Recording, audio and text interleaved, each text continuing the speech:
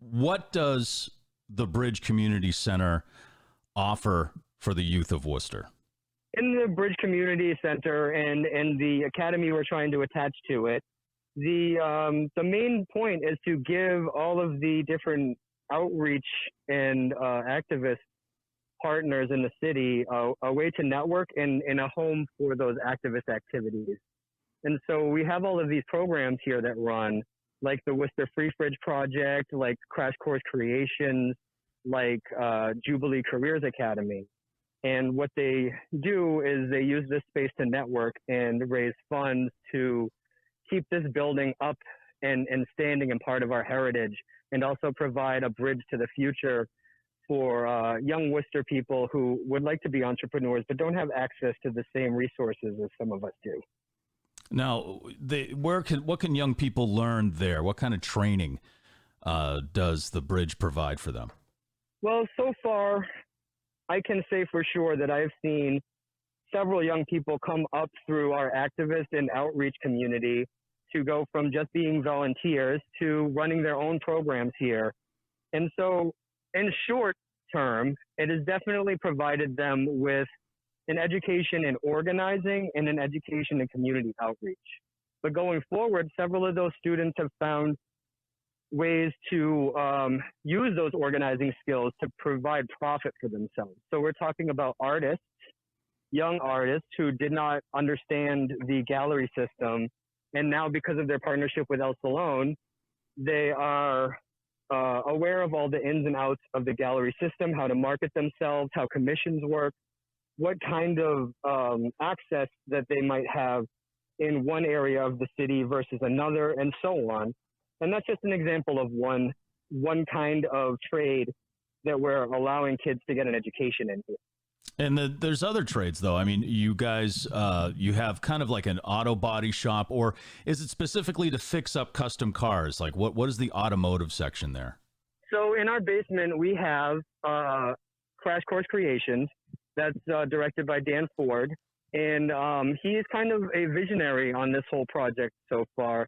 He has this collection of classic automobiles from the 40s, 50s, 60s, and 70s that are in disrepair, but in enough of a good condition so that students can come in here and learn the trade of automotive restoration, and then bring those to auction, get the great benefits of making that money on them, and then reinvest that into the community. So Crash Course Creation wants to give these kids a living wage and also allow them to be partners in this going forward. So after a couple of years in the program, they get to be instructors in the program as well.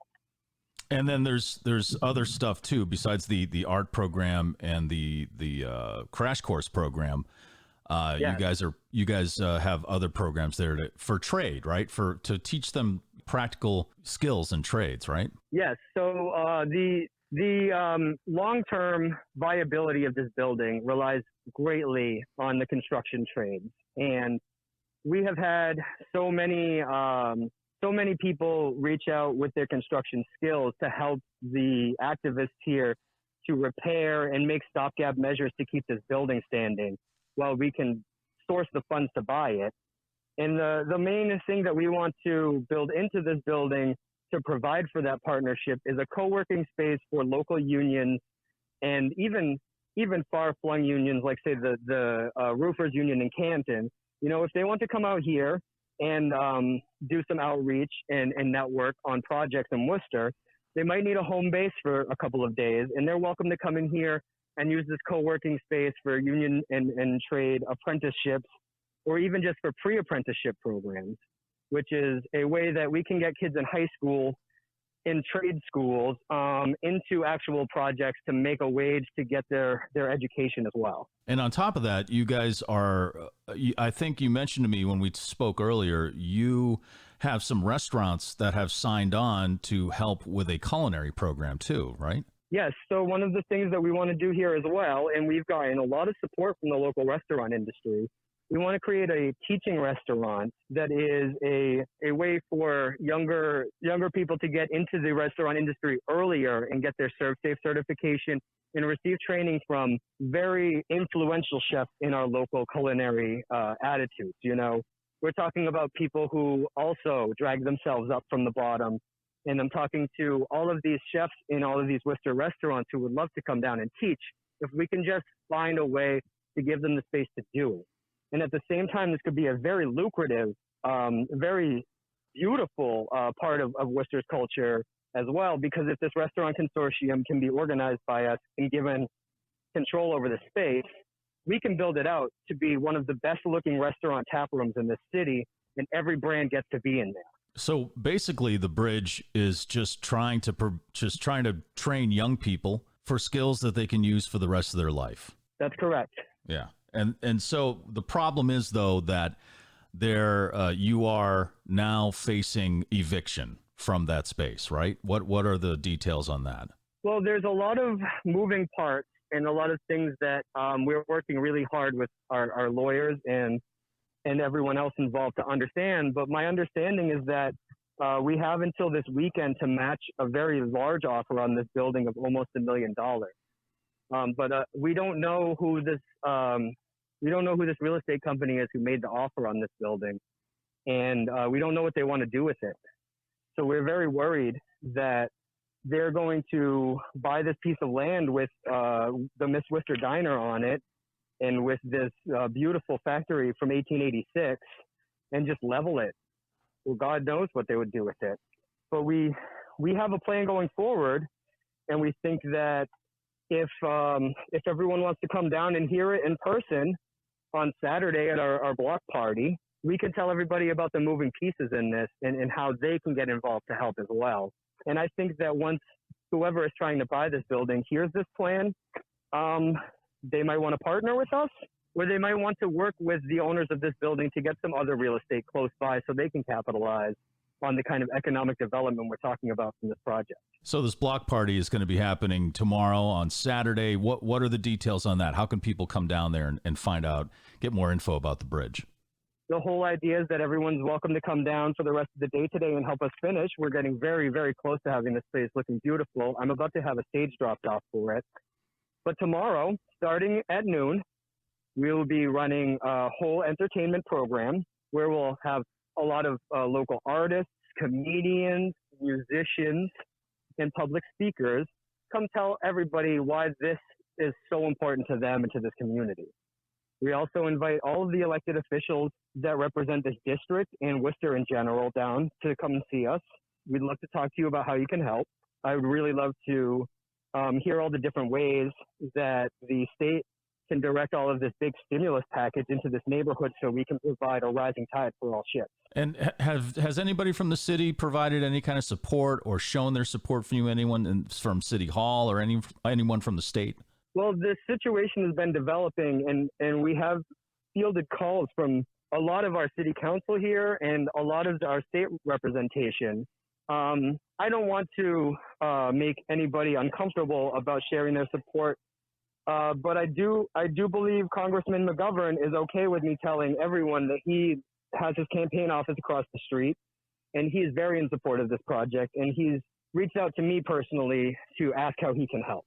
And he has done everything he can in this short span of time to provide me with guidance, to provide that context to our board, to help us flesh this deal out in a way that we can keep this building in our heritage for generations. And this building, to let people know, and you mentioned this a little earlier, this piece of property also includes the Miss Worcester Diner. So that would fall under whoever is trying to purchase this area, and who knows what will come of the Miss Worcester Diner too, which is another great landmark right there. Yes, the Miss Worcester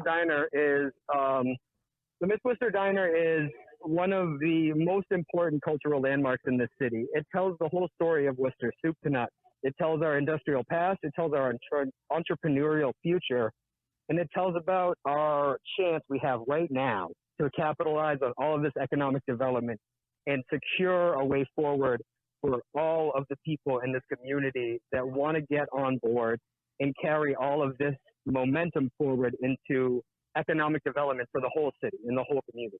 Now, at this point, how can people help you out? So we have a fundraising campaign we're running. It's on givebutter.com. It's givebutter.com/SaveTheBridge. You can follow us on all media platforms at Save the Bridge or at Save the Bridge 508. And our Instagram bio has a link to this fundraiser with all of the context and all of the wonderful programs we run and these great videos from Fernando Ponce, who is a member of one of the partner programs here as well, Side Note Programs, who does videography and teaches kids how to do photography and all these other great networking tools that we have. So go and check out our fundraising page, givebutter.com.